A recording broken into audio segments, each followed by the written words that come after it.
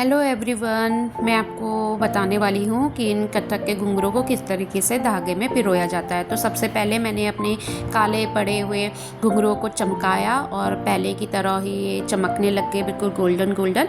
और अब इनको धागे में पिरोने की प्रोसेस शुरू करी जाएगी। तो उसके लिए हमें रिक्वायरमेंट है एक धागे की। यूजुअली नाड़े का यूज़ हम करते हैं इसके लिए। तो ये मैंने एक नाड़ा ले लिया है। तो अभी क्या करेंगे ना, एक पाँव में कितने घुंघरू आपके चलते हैं, 25 चल रहे हैं, 50 चल रहे हैं, 100 चल रहे हैं, 150 चल रहे हैं, तो वो एक पाँव के पूरे घुंघरू आपको एक बार में डाल देना है। तो मेरे जो घुंघरू हैं वो 50 का सेट है, तो मैं 50 घुंघरू इसमें डालूंगी पहले एक बार। तो उसके लिए मैंने क्या करा कि टेप से है ना इसका सिरे को नुकीला कर दिया, ताकि घुंघरू ना इजीली इसके अंदर से पास हो जाए। तो वो थ्रेड जो निकले हुए थे अब ये बिल्कुल नुकीला हो गया और घुंघरू इजीली इससे पास हो जाएगा। तो एक एक करके मैंने 50 घुंघरू इस धागे में पिरो लिए। और अब ये पूरे 50 घुंघरू मैंने कर लिया सेट रेडी इसका।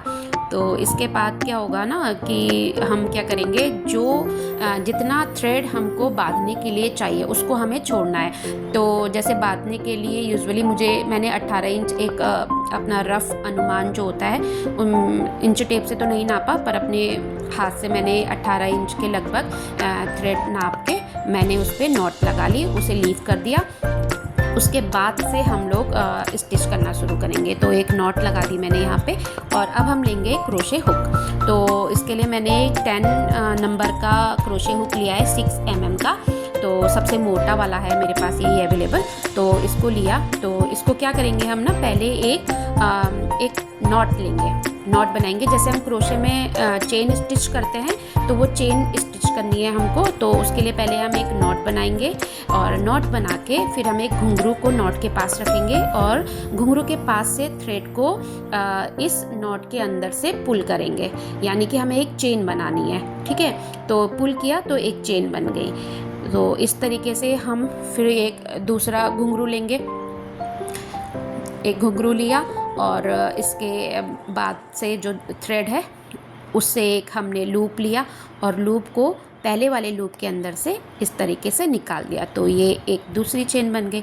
तो इस तरीके से हम चेन बनाते रहेंगे। ठीक है, घुंघरू लेंगे, फिर एक चेन बनाएंगे, फिर घुंघरू लेंगे, फिर चेन बनाएंगे। तो ये प्रोसेस हमारी जब तक पूरे घुंघरू हो जाएंगे तब तक चलती रहेगी।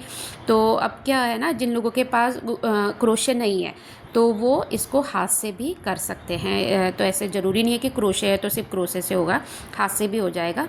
तो उसके लिए हम क्या करेंगे, जो ये लूप है, तो इस लूप को क्या करेंगे हम पकड़ के, फिर वही प्रोसेस है सेम। तो ये थ्रेड को हमें हाथ से पुल करना पड़ेगा। पहले हम क्रोशे से पुल कर रहे थे, अब हम क्या करेंगे, हम हाथ से पुल करेंगे, है ना। ऐसे धागे को इस हुक जो लूप है, लूप के अंदर से निकालेंगे इस तरीके से। ये थोड़ा सा हाथ से थोड़ा सा टाइम टेकिंग हो जाता है, पर हो जाता है, इससे भी हो जाता है। वैसे ही होता है जैसे क्रोशे से होता है, वैसे ही हाथ से भी होगा, बस थोड़ा सा टाइम टेकिंग हो जाएगा। क्रोशे से थोड़ा हम फटाफट फटाफट बना लेते हैं, इजी हो जाता है। तो ये है। तो इस तरीके से आप देखेंगे कि आपके घुंघरू बहुत नीट एंड क्लीन तरीके से और बहुत अच्छे, जैसे बाज़ार में जैसे रेडीमेड बुनाई होती है ना, घुंघरू की पिरोए जाते हैं, उसी तरीके से आप घर पे भी बना लेते हैं। इस तरीके से देखिए ये बिल्कुल चेन बन गई और बहुत अच्छे से, आगे से भी बहुत अच्छे से बन रहे हैं, ऐसे ही बाज़ार के तरीके से बन। तो अब हम क्रोशे से फटाफट ये प्रोसेस पूरी करते हैं। आई होप आपको ये वीडियो यूज़फुल लगा होगा। आपको पसंद आए तो प्लीज़ लाइक करिए, मेरे चैनल को सब्सक्राइब करिए और कमेंट करिएगा। और thank you for watching. Bye.